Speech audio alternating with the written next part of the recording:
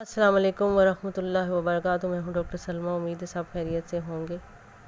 میں اصل میں یہ ناشتے کے ٹائم میں یہ چاہ رہی ہوں کہ آپ کو، کیونکہ وہ آپ کو پتہ ہے کہ دوسری جو ویڈیوز ہوتی ہیں وائس اوور لگانا پڑتا ہے اور اس کے اوپر اتنی ٹائمنگ بھی نہیں ہوتی، تو میں چاہتی ہوں کہ میں آپ کو ڈائریکٹ ویڈیو بنا کے، تاکہ اس میں آپ کے ساتھ زیادہ سے زیادہ گفتگو کر سکوں۔ تو میں ایک ہی جگہ پہ بیٹھی ہوں، ابھی ناشتہ سٹارٹ نہیں کیا میں نے کہا چلے میں پہلے آپ کو سلام کر لیتی ہوں، کچھ انفارمیشن آپ کو دیتی ہوں، کچھ ہیلپ آپ کی کر دیتی ہوں۔ تو اب اس کا جو ہے نا، آپ کو تھرڈ پارٹ لے کے میں آپ کے ساتھ حاضر خدمت ہوں۔ تو مارننگ ہماری مارننگ ہی ہوتی ہے ہر وقت، یعنی کہ آپ سمجھتے ہیں جس وقت آپ جاگتے ہیں نا، جس ٹائم آپ کی نیند پوری ہو جاتی ہے، تو پھر اس ٹائم وہ آپ کی مارننگ ہوتی ہے، وہ صبح آپ کی تب ہوتی ہے، ٹھیک ہے۔ تو اب وہ پتھروں کی بات ہو رہی تھی۔ اب جو نگینے مجھے مل رہے تھے نا، وہ سارے کے سارے بس میں نے کولیکٹ کرنے شروع کر دیے وہاں سے۔ اور کیسے کرنے شروع کر دیے؟ کیونکہ مجھے مائی جی کہتے ہیں نا سارے، ماں مطلب مدر کہتے ہیں۔ تو اب مجھے جو نام ملا ہے نا نبی پاک کی طرف سے، وہ کملی ہے۔ کملی کا مطلب پاگل بھی ہوتا ہے، اور کملی کا مطلب چادر بھی ہوتا ہے، کملی نور کی۔ نور کا مطلب یہ ہوتا ہے کہ اللہ کا نور میں آپ لوگوں میں ڈیلیور کروں، ٹھیک ہے۔ وہ مجھے ملا ہے، اس وجہ سے مجھے نام ملا ہے کملی نور کی۔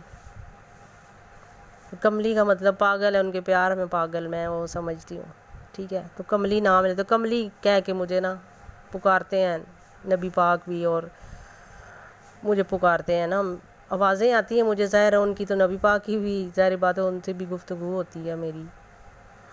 آوازوں کے اندر جاتے ہیں نا آپ، تو ہر ایک کی آپ کو پوری گفتگو کرتے ہیں، اللہ تعالیٰ بات کرتا ہے اپنے بندے سے، لیکن بندے کو یہ کرنا ہے کہ آپ کو ریسیونگ لینی ہے نا، آپ صرف خود آپ ڈیلیور کرتے ہیں منہ سے، اللہ تعالیٰ سے باتیں کرتے ہیں، مجھے یہ پرابلم ہے، لیکن کامیاب آپ تب ہوں گے جب آپ کو ریسیونگ ملے، آپ کو آوازیں آئیں، آپ کہیں کہ جو بات آپ کر رہے ہیں آگے سے آپ کو رپلائی ملتا ہے۔ اللہ تعالیٰ تو اپنے ہر بندے سے بات کا جواب دیتا ہے، جواب لینے کے لیے آپ کو وہ روحانی آپ کو پروجیکٹ کرنا ہے، اس روحانیت کے اندر آپ نے جانا ہے، اس سٹیپ کے اوپر آپ نے جانا ہے کہ آپ نے اسپیشل کرنا ہے اس کو، کہ آپ کو اللہ تعالیٰ کا رپلائی سنائی دے۔ تو اللہ تعالیٰ کی آواز آپ کے اندر کے کان سے سنائی دے گی، آپ کے دل کے اندر سے آئے گی، آپ کا دل اس کو سنے گا اور زبان اس کو ڈیلیور کرے گی۔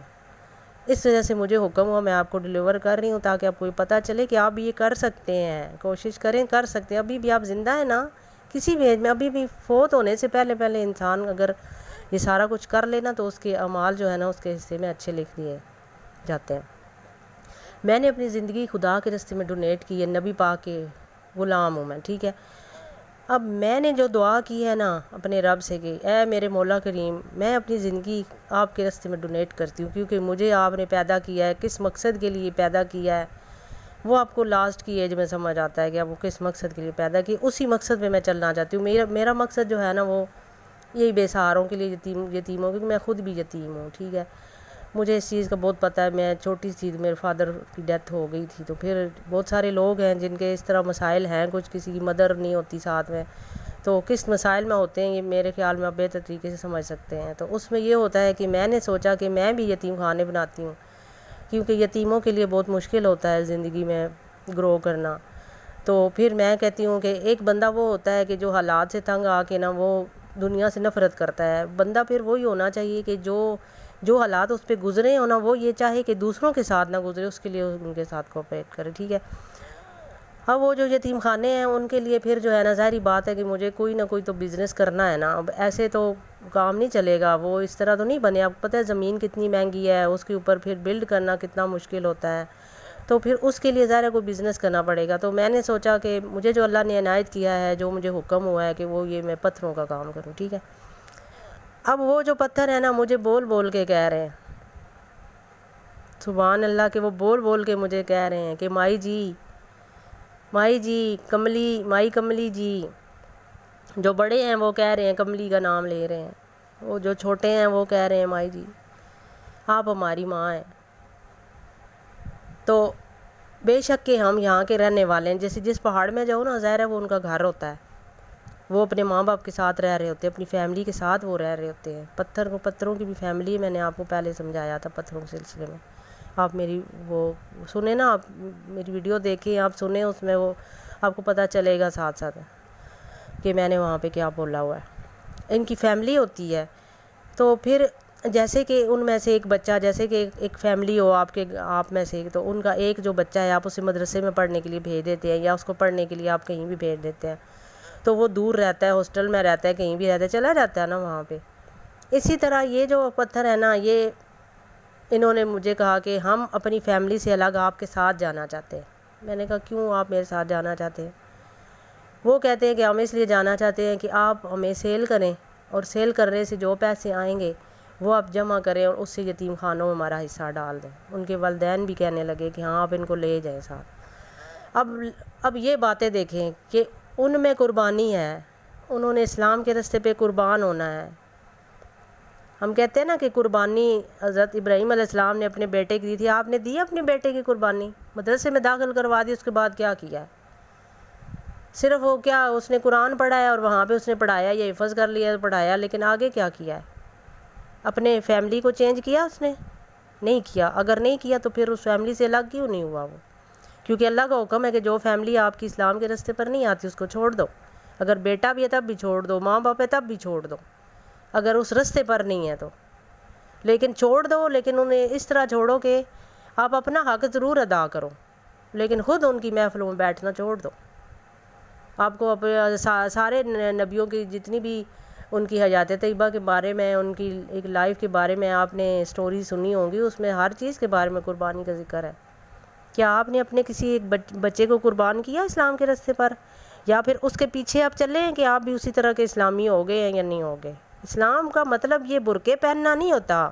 اسلام کا مطلب یہ ہے کہ آپ اپنے آپ کو ایسا ٹھنڈا رکھیں، نہ کسی کے ساتھ لڑائی کریں کہ ایک مسلمان ہے، نہ اپنی زبان سے گالیاں دیں، نہ آپ اپنے ہاتھوں سے کسی کو ماریں، نہ آپ اپنے رویے سے کسی کو تنگ کریں.